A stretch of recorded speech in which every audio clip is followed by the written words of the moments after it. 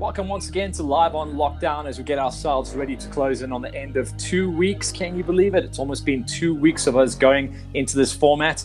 The next rider is a buddy of mine. I have been on the line with him back in the day. It's been a pleasure to watch him develop from a privateer to a fully fledged pro. Taki Bogiages joins us as one of our guests that I've been dying to talk to. Taki, welcome. I know you're a busy man nowadays. Thanks for finding time for us. Thanks, Matt. Thanks for including me on the show. I think it's an awesome thing that you're doing, keeping the interaction between everybody. And yeah, it was really one of those things that we had to quickly make some time for, join in, tune in, and just get talking to you.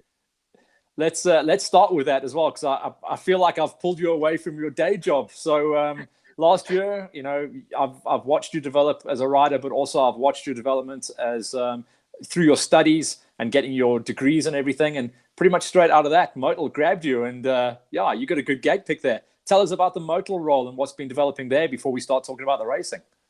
Yeah, so Motul's been a really awesome part of my life at the moment. I mean, we joined with them in August of last year. I finished my studies, studied chemistry, and then had my big crash. And after that, Mercer gave me a call and said they're looking for somebody that can handle the technical aspect for them. And we had a few discussions. The proposal was made, and I'm now the technical manager for Motul in Southern and Eastern Africa and Indian Ocean. So I've got a big role and a lot of work on my plate. It keeps me really, really busy, but it's opened a lot of doors for me. It's made a lot change in my life. It's really like, I mean, I've headed over to Dakar, spent time at Dakar. It's now made me want to race Dakar, which is another big one. Yeah. But the guys at Motul are really understanding. I mean, Mercer, my boss, understands the racing. She's always involved in the racing. The brand super involved in the racing. They've jumped on board to support my racing. And it really ties in well with work. I've got a lot of work to do, but I'm still managing to race. And I'm so grateful for that I get to have a full-time job. We have to earn money somewhere, and then I get a race as well. And yeah, it's just really been awesome. I mean, I've just keep learning, which is really, really cool. And the technical aspect actually helps a lot. Starting to understand a lot more what's happening inside the engine and what's going through all the oils. And yeah, it's interesting. You heard this, kids. Stay in school. Taki did it right. Listen, dude, let's talk about, you know, you and I actually lined up on a race once together many years ago. You know, I was always just pulling in as a bit of a goon, and almost since that day, we've known about each other. And then when GXCC really kicked into high gear, you became one of the superstars. But it started, look at that slow guy there. That's me wobbling around there. I'll almost look like Peter Hall, sitting down, just never standing up. But I mean, just try and give us a brief run through of where this all began, because you didn't start out as the pinner that you are. You started out as a goon, back of the pack. Yeah, it's been quite a lot of reflecting over the lockdown period. And yeah, back then we started, that photo that's just popped up was 2012. It was the day before my 16th birthday. I got my first bike at the end of 2011, and we started wanting to go racing. My neighbors got me into racing, lined up at GOC Carousel Time Trial, and then headed over to GOC Vogtville. And at the Vogtville race, I got lapped twice. I raced 3 hours and 5 minutes, finishing 238. And Kenny G won that race in 2 hours and 55 minutes, doing 3 laps. So it was insane. Back then, I mean, at that stage, I just wanted to ride my bike, enjoy myself. And I never thought I'd be up front. I'd never thought I'd even line up in the first 10 rows. And yeah, it's been a constant progression. Back then, we were riding for Diamond Trailers, and that's when you joined us at the last round of Vogtville in 2012. I still remember it clear as day. Some new guy in the team, who's this guy? And then on lap 1, this guy came cruising past me. So it's been an experience. And from there, we grew into various aspects and raced as a privateer for very long. Had some amazing sponsors that came on board. I mean, Motul's one of my sponsors that came on board in 2013, and we've grown from there. And that's also something that attributed to my working career now. We studied hard, got it all done, and that relationship grew. And yeah, we started getting some solid results as we progressed. In 2016 and 17, I remember were some awesome years as a privateer, but getting some solid results, winning the class, winning championships, and managing to get my first national class win as well, winning GOCs outright, and then yeah, I got an awesome call from Husqvarna South Africa and joined the Peps and Plastics Husqvarna team in 2018 and raced for them 2018 and 19. And now with my new role at Motul, we're racing under Peps and Plastics Motul Husqvarna. Got amazing support from Ian Pepper from Peps and Plastics, the whole team at Husqvarna, and Motul South Africa standing in a major way. So it's been a roller coaster of different events, but I've been so fortunate with everything that has happened. I like to watch the development, and like you say, time for reflection here in lockdown. It's allowed me to go back and think about where the sport's come from, where the sport's going, and speaking to you and the brawler and people like that, and then started to do the research, and the crowd of dudes that you came through the ranks with, they're all players now, big players. JC, McLeod, Cam Becker, Lo Schmidt. You were all kind of the goofy kids just coming through it and trying to grow mustaches before you could go riding, Yeah, we're quite a big group that get along really well. I mean, Darren's at my house now during lockdown, and we spend a lot of time together. I mean, Lo was the first pro rider I officially met. He actually came up to me on the jetting strip at the first national I attended and started chatting to me. That was back in 2012. And we started becoming good mates. And I mean, he just got married the other day and I was the best man at his wedding. So we formed massive relationships, and the people I've met is just incredible. I mean, I've really met a large amount of incredible people that are always trying to do the best for everybody around them. So it's been really an incredible journey. For me as well, it was the fact that you gave back to the sports and were one of the first guys to give back to the sports before you were even a pro. Those last few years of you racing as a top privateer, when you were all like Troy Lead and Alpine Startup, and you looked pro before you went pro, but you were very much aligned with the junior development side. And there was a couple of kids that, I mean, they still look to you as their hero, and it's such a cool thing that's kind of happened from there until now, Yeah, so back then I was racing for Rad KTM, and myself, Dave, and my dad sat down and chatted, and we thought it's a good idea just to do some form of development with the kids, and we started the Rad Junior team, and I met a whole group of really good kids that I just wanted to help in any way possible. And Heinrich, Kyle, Kevin, they were three that spent a lot of time with me. I think Heinrich pretty much lived at my house. We rode tons of bike together. He stayed here almost every weekend that we weren't riding.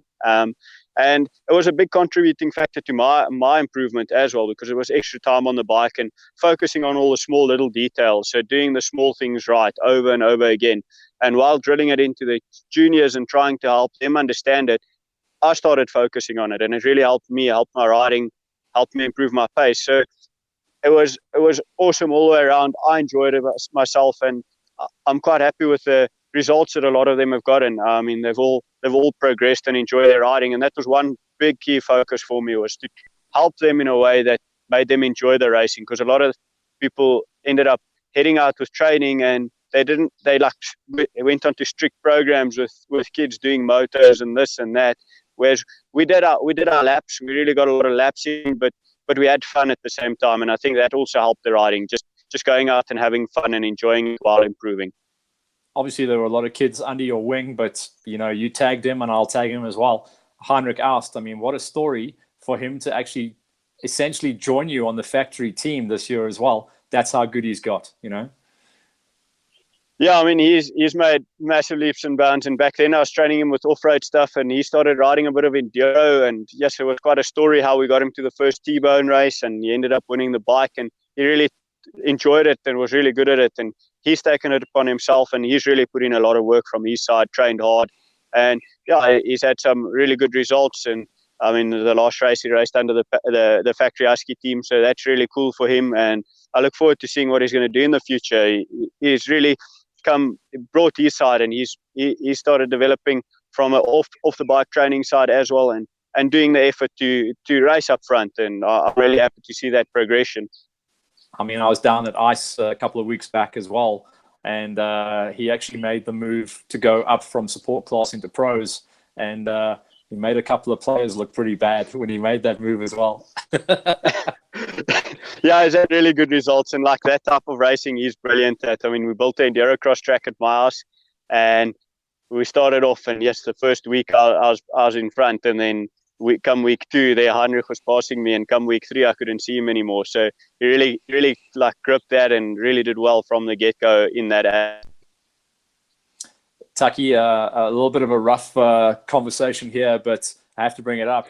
Pretty much as soon as you signed the factory deal, you suffered some major injuries, and I celebrate every day that I see you being able to ride back, because at one point it didn't look like you were going to be able to get up from that one. Tell us about how that went down.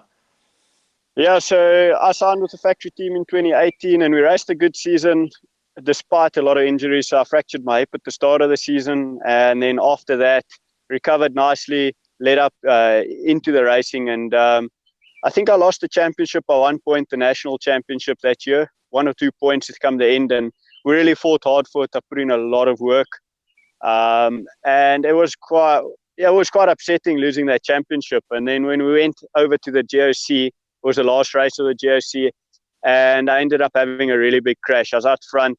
I think I was passing Johan. Yeah, I was passing Johan Best. I think he was in 4th or 5th place in OR1 at that stage on lap 1, and I had a really big off, and that ended up with me breaking my back, or actually the base of my neck, fracturing the T5 vertebra, going in for op. That diffused. Yeah, that photo got some nice pins in there. I had a cool doctor that really put it together nicely and like built a nice support structure there, fixing it up really well, and told me it's really strong and it feels really strong. But it was a scary time. I mean, I was in bed for 3 months. I had amazing support from everybody around me. And we built back towards where we have to be. I mean, Anae in that photo walking with me, she literally initially would walk like 50 meters, not even like 10 meters, and she'd help me.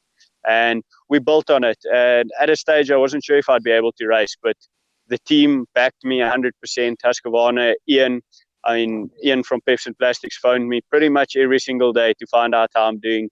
Fred from Husqvarna all the time, just trying to see what's going on and motivating me. And they put me on for the 2019 season, and they literally told me while I was lying in my hospital bed, be it if I want to start racing in November of 2019 or if I feel I can race in January of 2019, that my bike will be there and they'll support me. So they really came to the table to support me with a recovery year, and I'm super grateful for that. And that helped me develop and get past a lot of mental challenges I faced. I mean, obviously there's a lot of physical challenges, and it's tough. I mean, I still struggle with muscle development in that region where the operation occurred and getting strong, but mentally it's still really challenging. I mean, I can't race through grass. I can't race in dust. So it still frustrates me when I get into a dusty situation and I have 3-4 bikes coming past me in a race where I know I'm faster, but I can't get myself to go for it in the dust. I'm really scared in the dust, and especially any form of grass. But we'll get over that and we'll start racing. At least my racing mindset's changed a lot, and I think that will progress into good results as we start linking everything together. Yeah, well, like you say, it was a recovery year 2019, and yeah, I really celebrated the fact that you continued to get that support. I've seen a lot of guys, maybe not in recent times, but in the past, maybe like 10 years ago, if you got injured, you just lost your ride. So it was really good to actually see the guys stay with you through that. But let's go forward now into 2020, because we knew that you were pretty much, I'm going to say 95% in the build up to the season. You were definitely a name that was on the top of the charts, and you showed it. I mean, 2 third places coming out of the first GXCCs. Not a bad run at Lesotho, but it's tricky terrain. So just let's talk about the first gates at the GXCCs, round number 1, about how scary that gate is for starters, and the pace of the dudes at round number 1. Everyone's got rad quick nowadays, rad quick. Yes, I must say our gate is very aggressive into that first corner, and I was lucky to get the whole shot, but we went into a bit of a tight straight that was very rough, and I cautioned off there. I'm still very cautious when it comes to a lot of the aspects where I should be able to ride flat out through them, but it's a lot of mental preparation to go on there. But then Jason and Ian came out flying, and Jason ended up passing me probably 400-500 meters into the race, and he was hooking it that day. He ended up winning the class that day. Myself and Ian had some good battles as well, but then Ian pulled away towards the end of the race. And that's the aspect I am struggling with. Towards the end of the race, I do fatigue, and that's just my muscles aren't recovering. And With the crash, I also had nerve damage occur in my shoulder, and we actually tested the other day, and my left arm 75% weaker than my right arm. So all of that starts playing an effect late on in the game, and we try work through it, and we're working with a good team at the High Performance Center in Pretoria, and trying to fix it up. But it's really tough, and some days it really gets me down because, like on my track or on any track over a few laps, I'm faster than I was. Like my lap time's all better, but I don't turn those results at the races yet.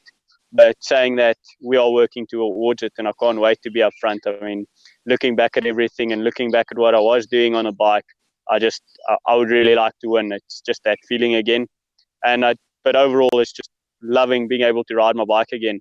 Coming out of the op, I couldn't feel my legs for a little while, and being able to ride bike again is just an amazing feeling. Yeah, it is cool to see you up there. You can see you're not quite the same Taki as you used to be, but 2 third places are not to be sniffed at. Let's go back in time though to, what was it, 2016 or 2017, the last year when you were a top privateer. And you 2017. That 2017, that mud race at Bronkhorstspruit. I don't think you'll ever forget that. That's like it's called a watershed. You know, one of those places in time that you'll always go back to. The perfect day, and one of the few guys that can actually say that they have won a GXCC overall, not from the front gate. So just talk us through that day. Yeah, so that was quite a confusing time as well. I was in hospital for 14 days. Prior to that, I came out on Wednesday. The doctors couldn't tell me what was wrong. I had some form of viral infection. Then I rode on Wednesday, dropped off a ledge, and I've still got a bit of an injury on this pinky. Heinrich was with me, broke my pinky, pulled the nail off and everything, and we weren't going to race. But it was Heinrich's first senior at GXCC, and we decided to head out there, and I decided to go racing. Cut my glove off, put my finger through the glove, and when I looked at the start, I saw a massive water puddle, and I knew Ian was on the gate with me. And if I don't get out in front, I'm not going to be out in front. So we just held it. And I remember talking to Troy Johnson on that specific photo just before the race. And he asked me what I'm going to do here. And I told Troy, I'm just going to hold it wide open. And he laughed at me, and I did it. And we chatted after the race. And it really worked out for me. And we ended up passing everybody and taking an outright win there. And that's a race I'll never forget. But that venue as well, I mean, I've always done really well at that venue. I've always enjoyed it. My home track is Bronkhorstspruit, so it's a similar terrain to what I train in. But then heading over there in 2018, that was the last venue of the year in 2018, and I ended up breaking my back after leading as well. So it's a love-hate relationship for that venue. And overall win and a broken back, it's 2 extreme ends. So yeah, it's been an experience. Can you actually believe it? So I'm just going to summarize the last 6 years. You were a hack at the back, then you were a top privateer, then you got the pro ride, and out of the pro ride, you've stayed within the industry going forward and working with Motul, obviously one of the big suppliers and one of the big supporters of racing. It's an amazing journey, and your journey has really only just begun. It's quite a thing to think about, isn't it?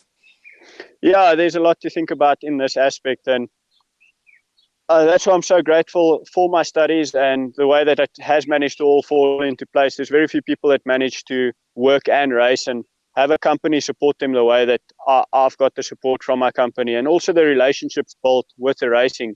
I mean, like my relationship with Husqvarna and Pepsi Plastics. I mean, I'm really in a place that's awesome. I mean, the teams come together really nicely. We've got Fasthouse on board, giving us some awesome kit, and we've got Michelin making sure we've got all our supplies when it comes down to tires, and all the way around, we sorted to go racing with the team. And yeah, like just a good example with how well the company supports me for the first national in Lesotho.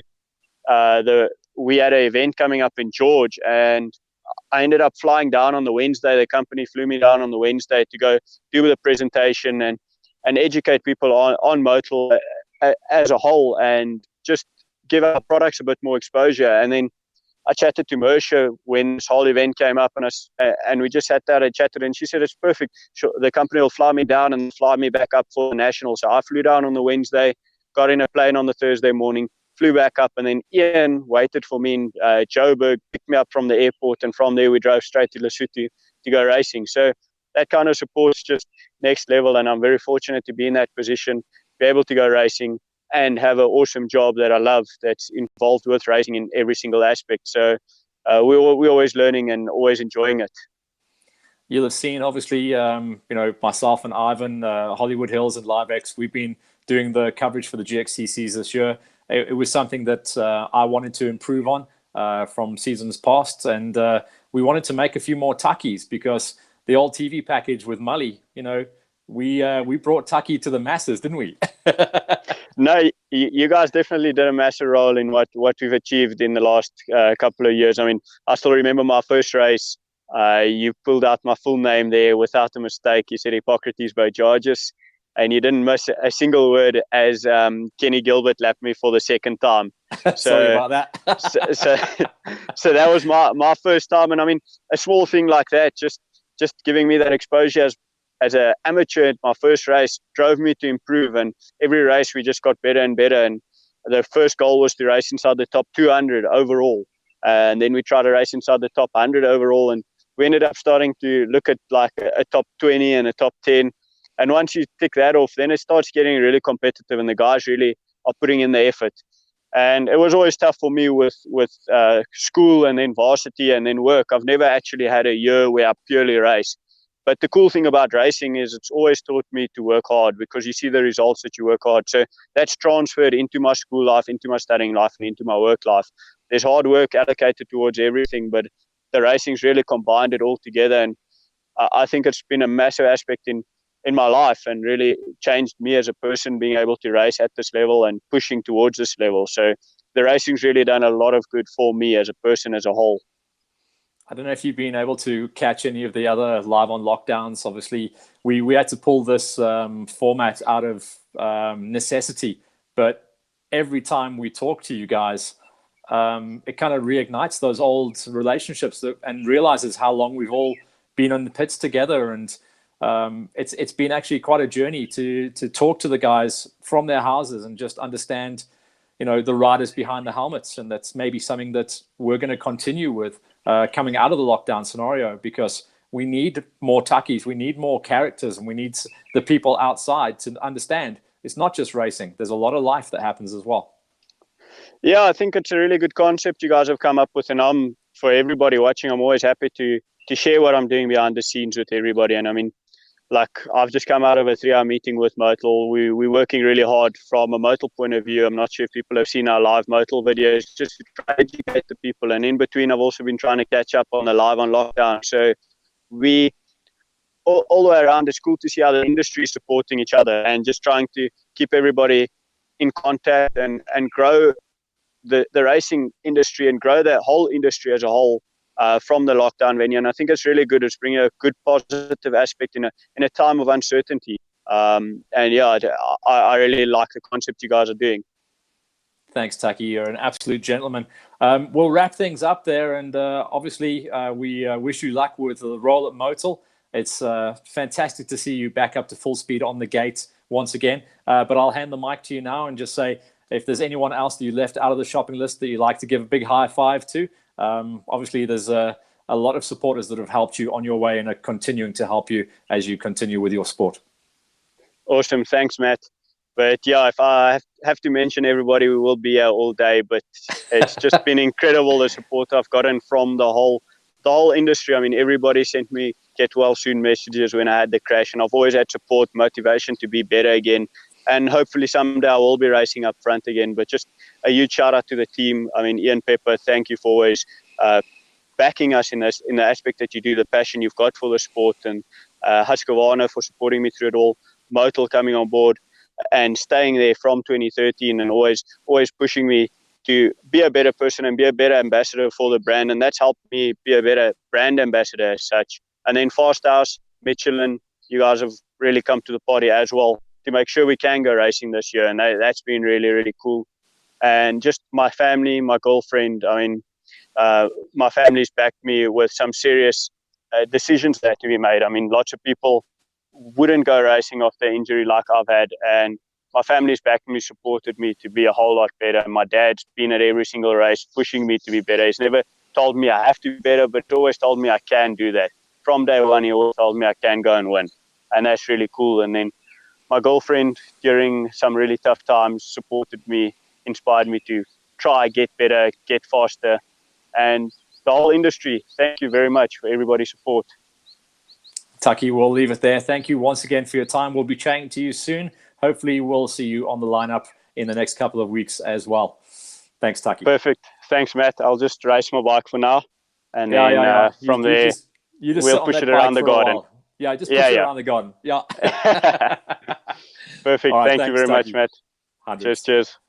Okay, and then Easter Friday tomorrow, we're going to be talking to one of the kids, as long as he has got all of his Easter eggs and found everything and spread the love. His name came up in our chat with Taki. Little Josh Johnson is going to be our next rider on the gate. One of the kids that started to come good last year on the 125s, making the big moves out of the junior 85s, senior 85s, and now is a key player on the high school gate. Josh Johnson is tomorrow at 2 p.m. live on Lockdown.